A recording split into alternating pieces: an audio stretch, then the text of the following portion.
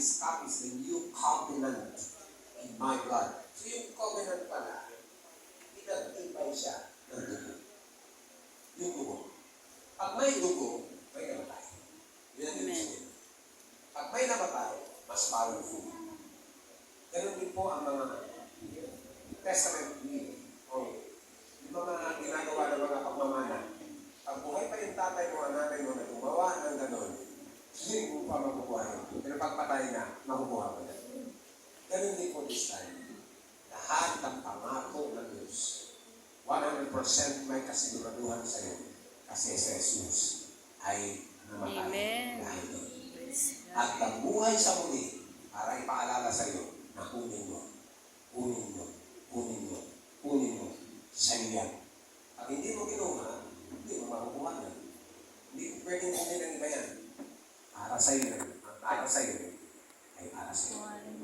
Ay mga favor, yung pangako ng Panginoon na hindi ka iiwan ni pabayaan, mangyayari yan sa iyo literally dahil pinayaran niya ni Jesus sa cross ng Kalbaryo. Yung sinabi niya ni David, the Lord is my shepherd, I shall not be in want. Ang Diyos ang aking pastor, hindi ako magkukulang. Kunin mo, sabihin mo, hindi ako magkukulang. Dahil naman, puro kulang. Kulang-kulang. Kulang-kulang isip, kulang-kulang ang mga pera, kulang-kulang ang mga damit. Kasi nga, hindi tayo humihingi sa Panginoon.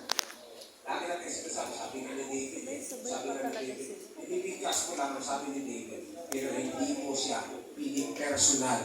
Yung sinabi ni David, word of God yan.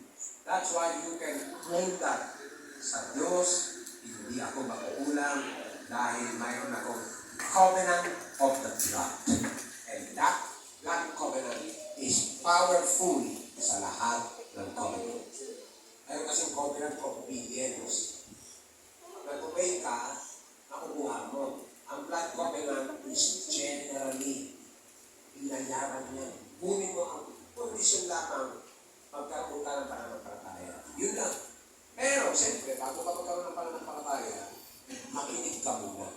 Makinig ka muna. Yung lang yung konting effort mo. Makinig ka dahil ituturo sa'yo anong process. Ganun din po, ano ganyan? Kukuha ka ng mga bagay, may mga proseso. 1, 2, 3. License, ganun din. NBI, ganun din. May mga proseso, mga window na pinupuntahan. Ganun din po sa buhay natin.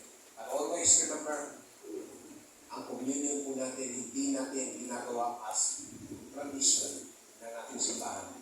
Ng bawat ng ating congregation. You can do this sa iyong bahay. You can do this.